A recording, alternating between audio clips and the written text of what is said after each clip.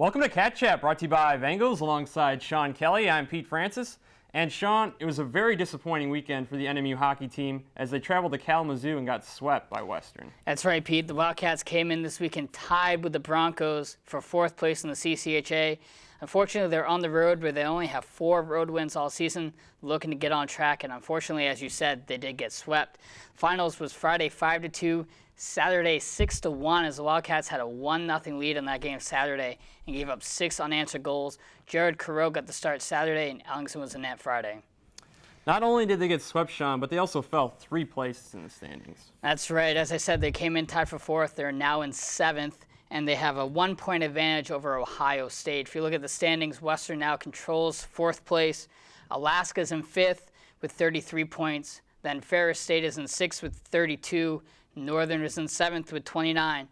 Important thing is that Northern owns the tiebreakers against Ferris, Alaska, and Ohio State, which is very positive for them as they fight for the playoff positioning here in the tight CCHA. Yeah, you mentioned the tiebreaker. Are there any other positives the team can take from a series like this? Well, you know, it goes to show that even if you're coming off a good week against Ferris, there's still a lot of preparation. And Western, in the past, they've been kind of a bottom feeder in the CCHA.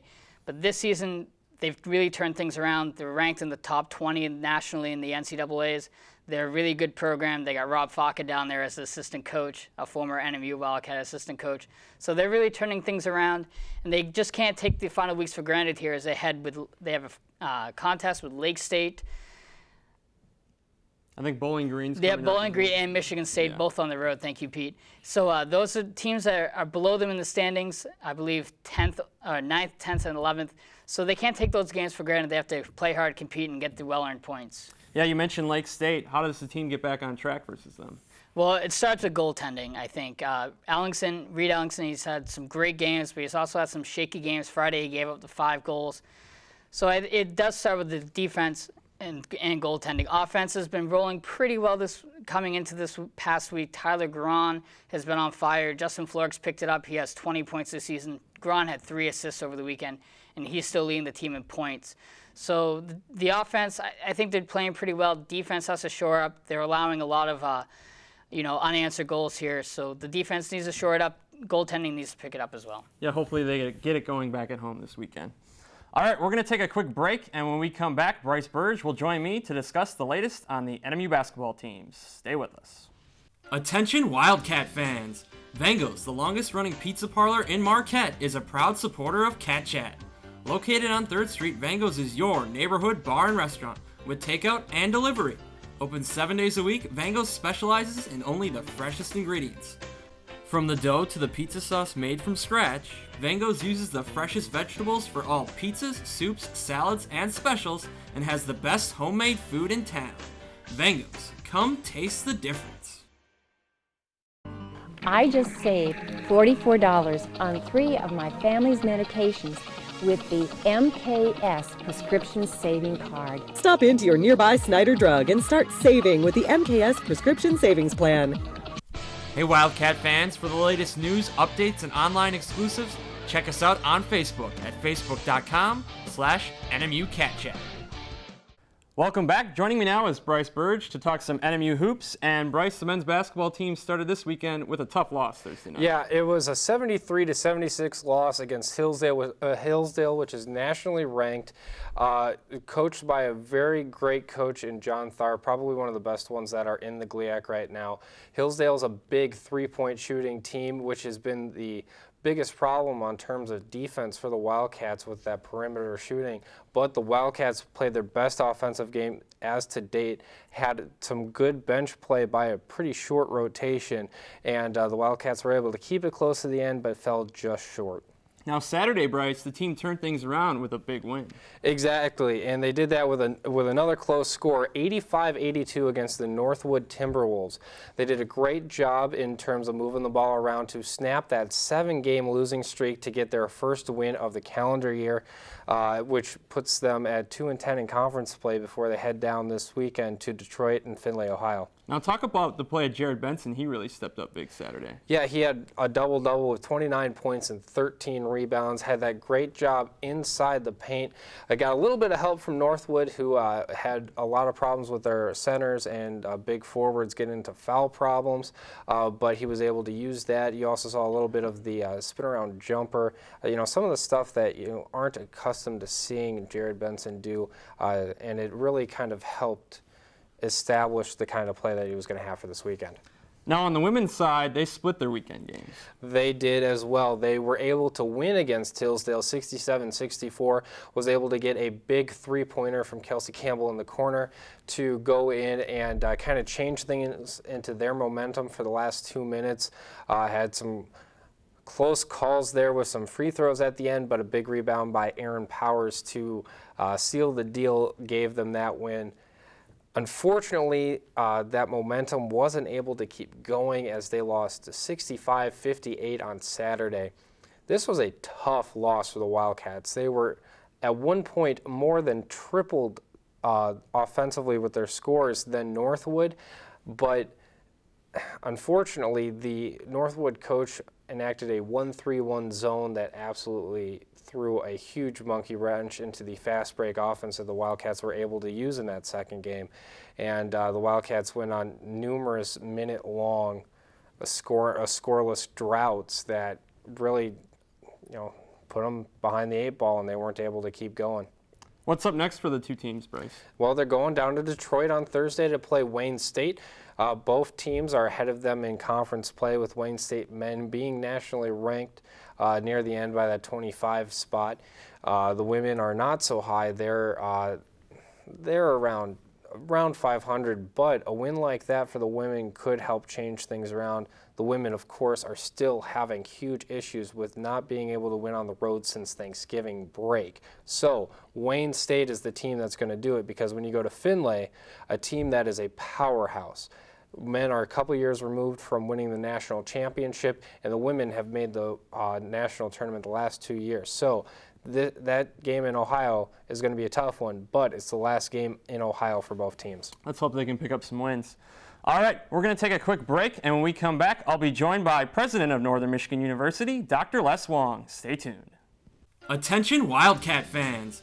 Vango's, the longest-running pizza parlor in Marquette, is a proud supporter of Cat Chat. Located on 3rd Street, Vango's is your neighborhood bar and restaurant with takeout and delivery. Open 7 days a week, Vango's specializes in only the freshest ingredients. From the dough to the pizza sauce made from scratch, Vango's uses the freshest vegetables for all pizzas, soups, salads, and specials, and has the best homemade food in town. Vango's, come taste the difference. Can't make the big game? Well, Cat Chat's got you covered with live updates from NMU home games on Twitter. Follow us today at twitter.com/NMUCatChat. Welcome back to Cat Chat. Joining me now is President of Northern Michigan University, Dr. Les Wong. Dr. Wong, how are you today? Doing fine, doing fine. A little cold, but it'll get warmer. Yeah, let's hope so. All right, athletics at NMU have been gaining a lot of momentum the last couple of years. Now we've been seeing more postseason appearances.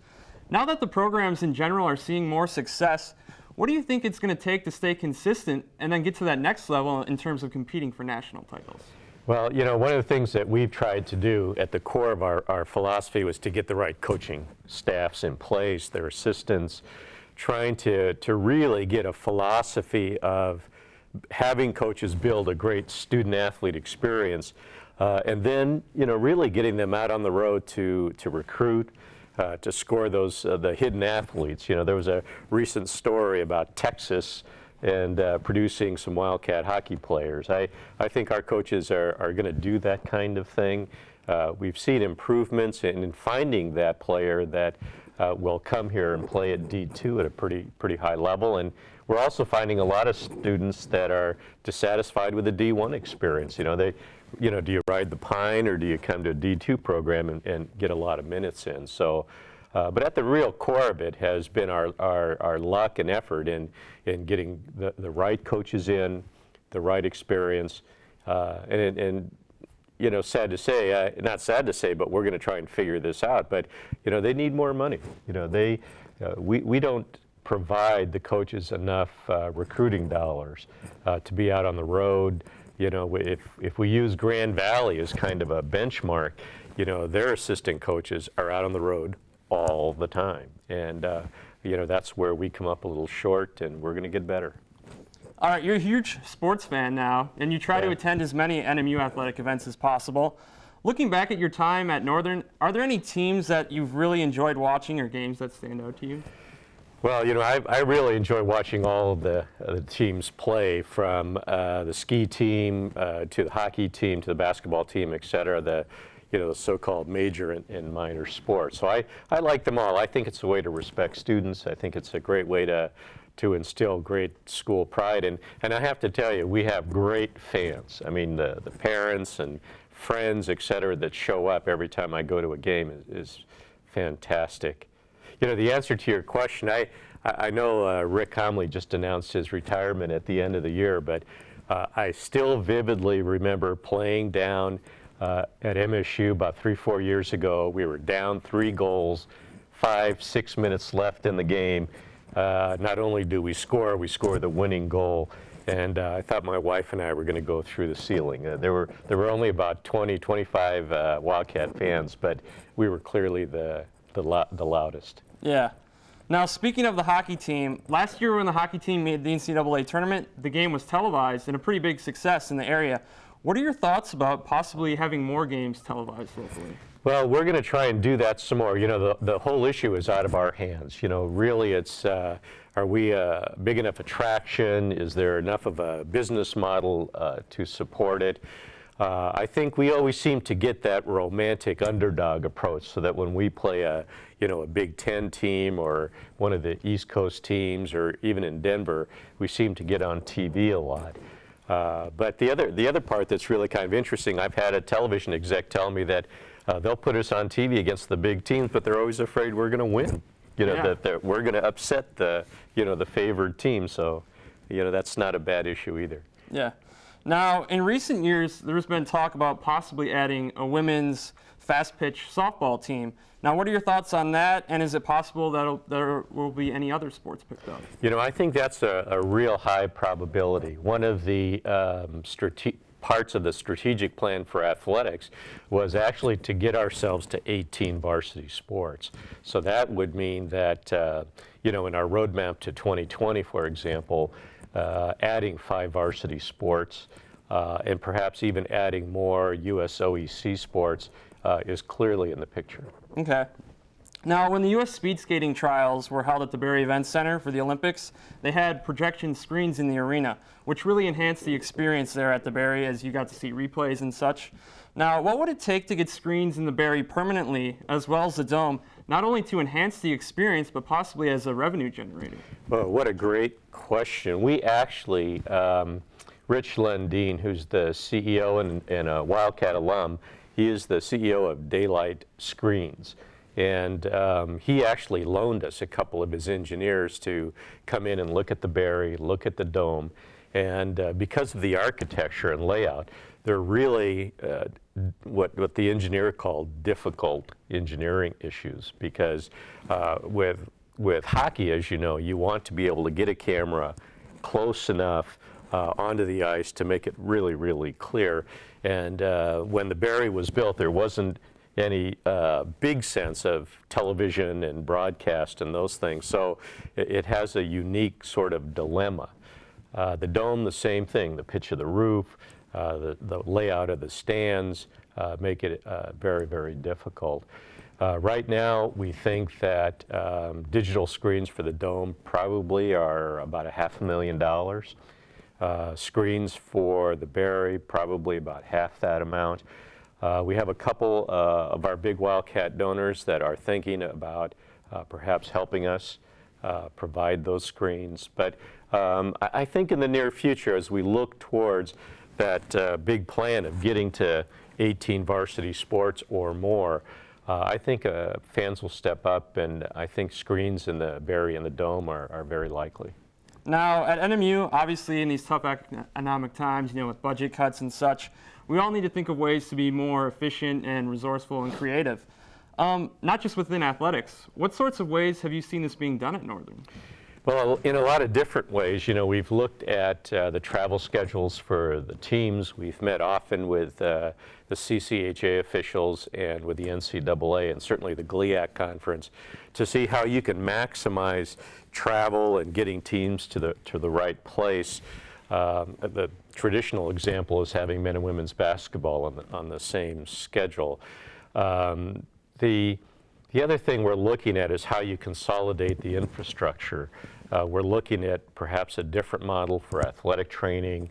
Is there a way to maximize the assistance of Marquette General Hospital in providing support services? Today's athlete, we want them to be healthy, and in the event of injury, we want them treated quickly.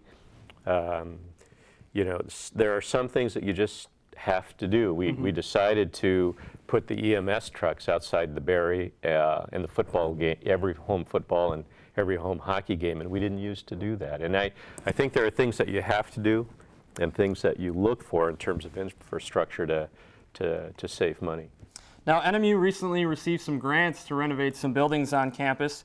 Where do athletics fit, in that with NMU's roadmap to 2015? Well, I tell you, when we were fortunate enough to land the $25 million to redo Jamrich, and that construction will start a year from today. So we have a year to get ready to take an important building off. What it helps us do is it takes money we would have spent on the upkeep of Jamrich and help us put it more into design ideas. A lot of ideas, unfortunately, require engineers. And so if you can free up money, institutional money, because of these building grants, we can aim it at something like, as you raised earlier, the screens in the Barry Events Center, better locales for television cameras and student experience. So it does free up some money for us to use in different ways. All right, Dr. Wong, it's time for the part of the show we call 5 random questions, where we're going to ask you 5 just off-the-wall questions. Okay. You ready? Yep. What's on your iPod?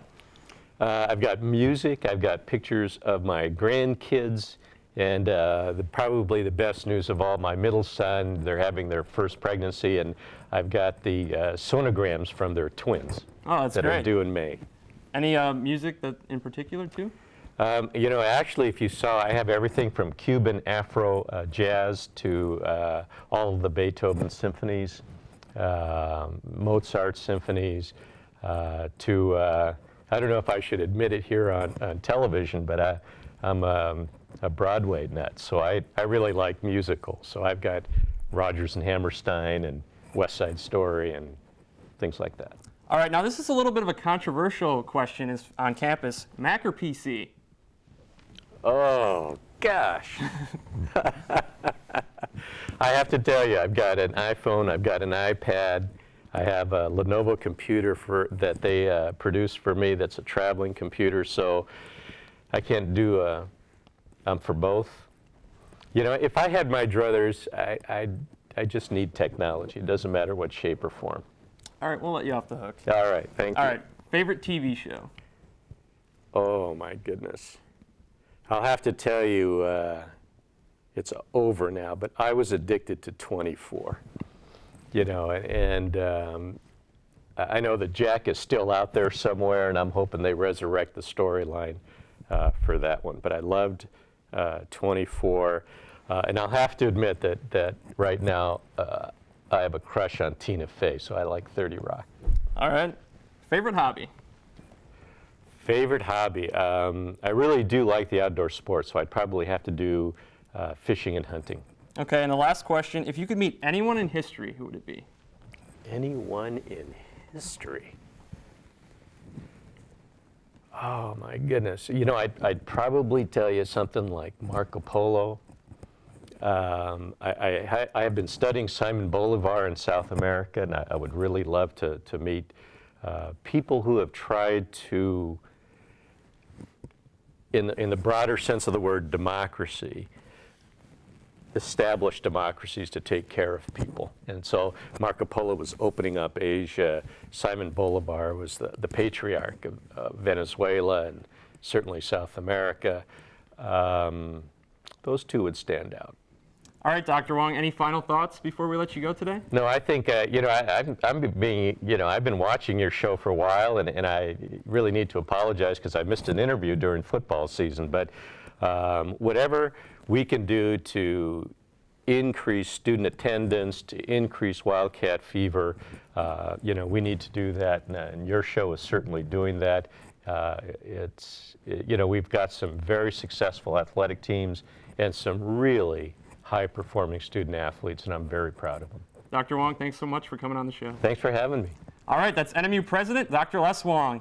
Well, that's going to wrap up this week's edition of the show for the entire Cat Chat crew. I'm Pete Francis. Until next time, go Cats.